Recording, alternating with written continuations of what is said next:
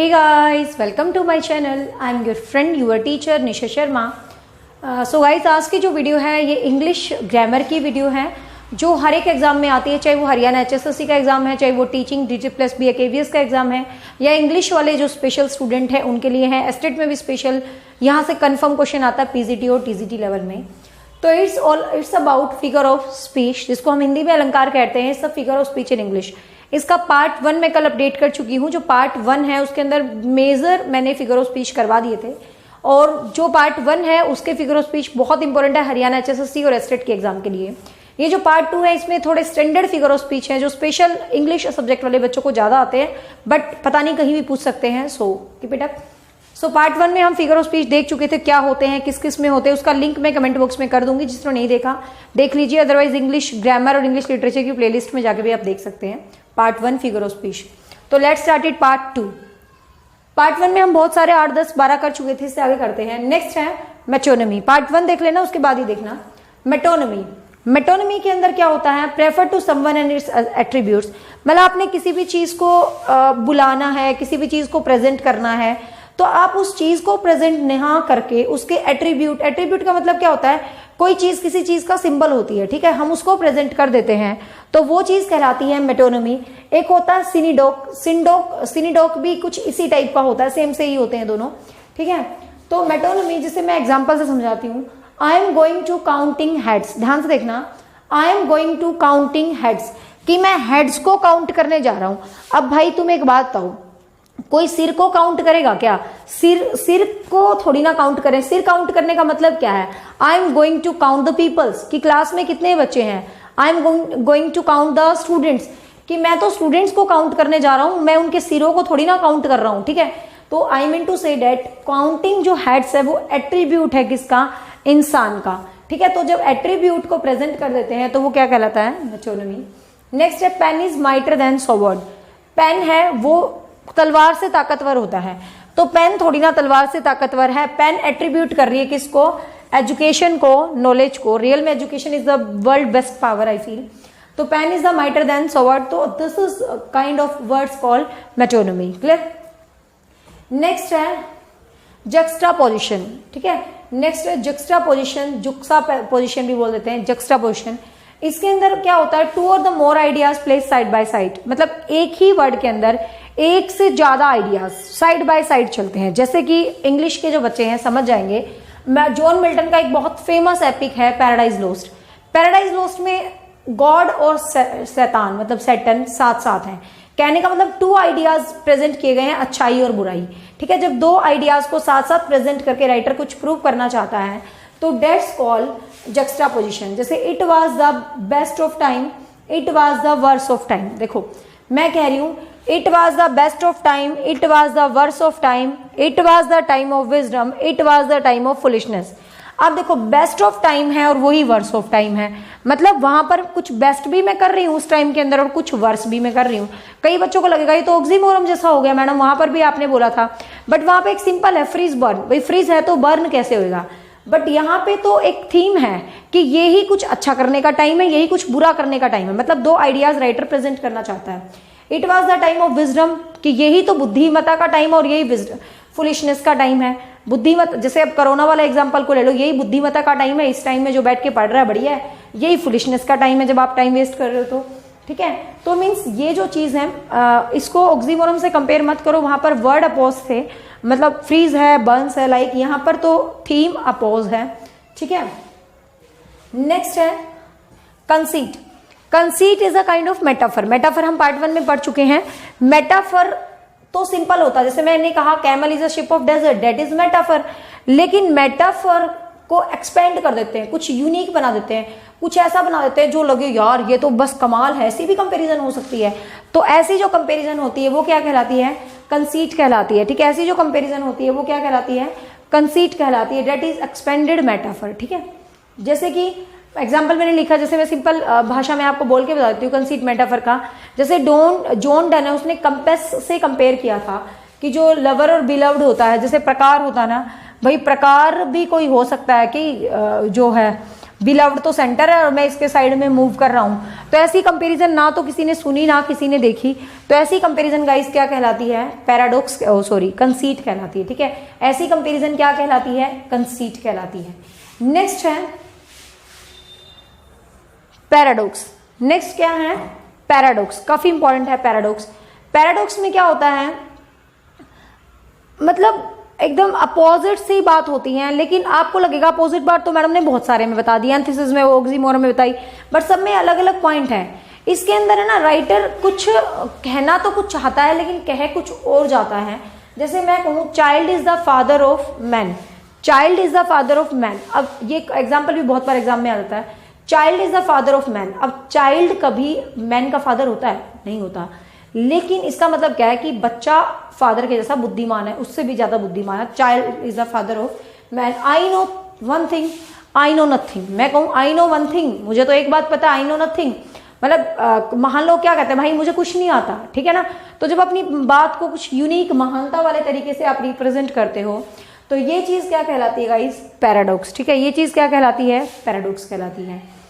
Next है एपीफोरा, पूछा गया था ये नेट के एग्जाम में। नेक्स्ट है एपीफोरा। एपीफोरा क्या होता है? जब कोई भी सेंटेंस आप पढ़ रहे हो, ठीक है, कोई भी आप सेंटेंस पढ़ रहे हो, जब उसकी एंडिंग साउंड, जो एंडिंग साउंड होती है, लास्ट वाली जो साउंड होती है 1 2 3 4, जो एंडिंग साउंड होती हैं, जब ये अगेन एंड अगेन रिपीट होती हैं, तो ये चीज क्या कहलाती है? एपीफोरा कहलाती है। ठीक है, जब एंडिंग साउंड रिपीट होती है, इट्स कॉल्ड एपीफोरा। जैसे मैं कहूँ government of people, by the people, for the people. ध्यान से सुनना, government of people, by the people, for the people, मतलब गवर्नमेंट है बंदों की, बंदों के द्वारा, बंदों के लिए, तो पीपल पीपल पीपल एंड में है, तो इस टाइप के जो वर्ड होते हैं ये क्या कहलाते हैं गाइस?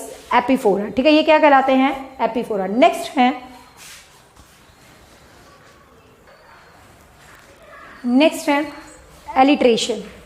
एलिट्रेशन जिसको आप हिंदी में बोलते हैं अनुप्रास अलंकार, is the same thing is alliteration in English.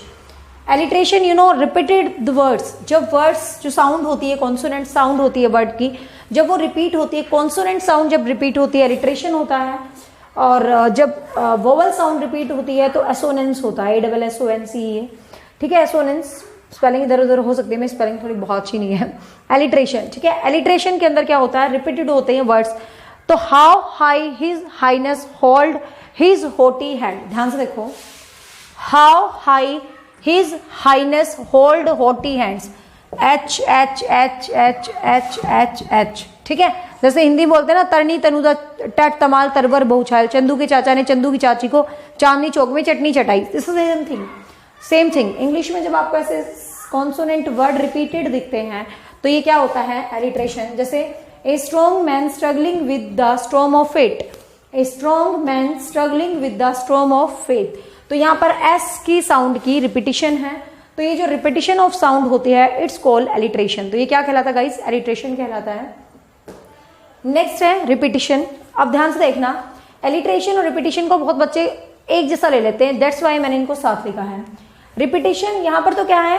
पहला एक साउंड, मतलब एक सिंगल वर्ड, एक सिंगल लेटर आपका हो रिपीट है, लेकिन रिपीटिशन के अंदर क्या होता है? एक word repeated again and again, एक जो शब्द होता है वो अगेन अगेन बार बार रिपीट होता है, तो डेट इज कॉल्ड रिपीटिशन। एक वर्ड जब अगेन एंड अगेन रिपीट होता है, जैसे little grave, a little little grave, देखो ध्यान से, a little grave, a little little grave, तो यहाँ पे भी लिटिल लिटिल लिटिल, अब यहाँ पे एल एल एल रिपीट होता ना, तो ये एलिट्रेशन होता, लेकिन देखो पूरा वर्ड लिटिल लिटिल लिटिल, ठीक है ना। जैसे ये एक और एग्जांपल है, O dark dark dark, amid of blaze of moon, irrecoverable dark, तो डार्क डार्क डार्क डार्क, ज्यादा सेंटेंस के चक्कर में मत पढ़ो, डार्क डार्क डार्क डार्क, तो this is called repetition. Next है एपिग्राम। नेक्स्ट है एपिग्राम। एपिग्राम आपने बहुत सुना होगा। Epigram is a witty saying, कोई मतलब जबरदस्त बात होती है ना, विटी सेइंग मतलब थोड़ी सी बात में बहुत कुछ कह जाना। जैसे इंग्लिश में बेकन है, हिंदी में आपने सुना होगा बिहारी के दोहे, मतलब कहते देखने में छोटत लगे घाव करे गंभीर, देखने में तो छोटे लगते हैं बट बहुत डीप मीनिंग दे जाते हैं, तो वो चीज क्या कहलाती है गाइस? तो वो चीज कहलाती है क्या? एपिग्राम कहलाता है वो। तो कोई भी विटी सेइंग जो होती है, जैसे बेकन की पोइट्री होती है, जैसे if I don't and if you don't and war, war will and you, भाई यदि आप लड़ाई को खत्म नहीं करोगे, if you don't finish the war, war will finish you, तो वॉर तुझे फिनिश कर देगा। तो इट मीन्स ये जो चीज होती है ये क्या कहलाता है, एपिग्राम। मीन्स जो आपको एक बात को पढ़ के लगे यार बात में दम है, मतलब छोटी सी बात में सब कुछ ही कह गया, एक ही लाइन में सब कुछ कह गया, तो ये चीज होती है एपिग्राम। नेक्स्ट है रिथोरिकल। बहुत बार क्वेश्चन पूछा गया है, बहुत बार क्वेश्चन पूछा गया है। रिथोरिकल, RHETORICAL। रिथोरिकल क्या होता है, जिसके अंदर इंटेरोगेशन होती है। ध्यान रखना इंटेरोगेशन ही टाइप ऑफ होता है ये, तो जिसके अंदर इंटेरोगेशन होती है। इंटेरोगेशन मीन्स जब क्वेश्चन मार्क होता है, हेल्पिंग वर्ब से जब सेंटेंस स्टार्ट होता है तो उसको सिंपल भाषा में तो इंटेरोगेशन कह देते हैं, लेकिन लिटरेरी भाषा में हम उसको रिथोरिक बोलते हैं। ठीक है, जैसे एम आई माई ब्रदर्स कीपर, देखो ध्यान से, एम आई मतलब क्वेश्चन मार्क से, मतलब क्वेश्चन से स्टार्ट हो रहा है ना सेंटेंस, तो वो कहलाता है रिथोरिक। शैल आई गो विद यू, तो क्वेश्चन मार्क, बस ध्यान रखना ये होते हैं लिटरेरी टर्म में रिथोरिक, सिंपल टर्म में इंटेरोगेशन। नेक्स्ट है एक्सक्लामेशन, मैंने लिखा नहीं एग्जाम्पल, सिंपल है समझाने का। नेक्स्ट है एक्सक्लामेशन। अब exclamation you all know well, exclamation क्या होता है, सडन फीलिंग, जो अचानक आने वाले भाव होते हैं।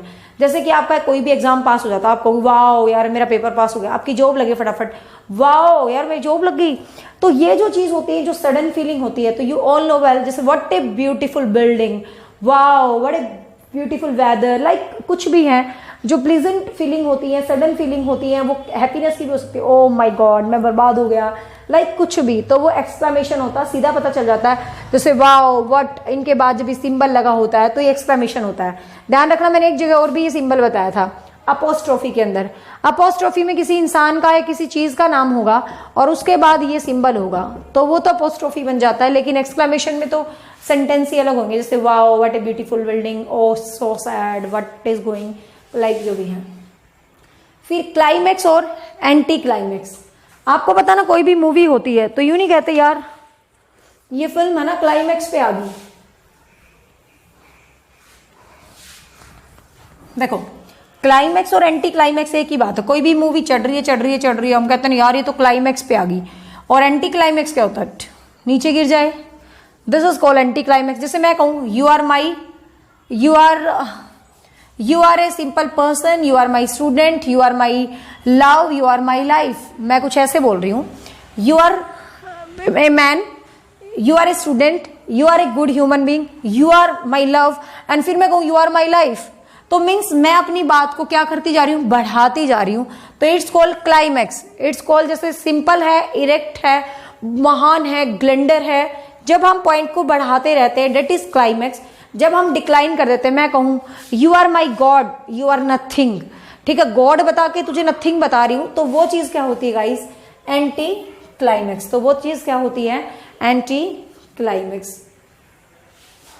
सो गाइज ये थे कुछ फिगर ऑफ स्पीच जो मुझे लगे एग्जाम के लिए काफी हैं। वैसे तो बहुत सारे हैं, और भी हैं 10, बट मुझे लगता है ये बहुत है हर लेवल के बच्चों के लिए।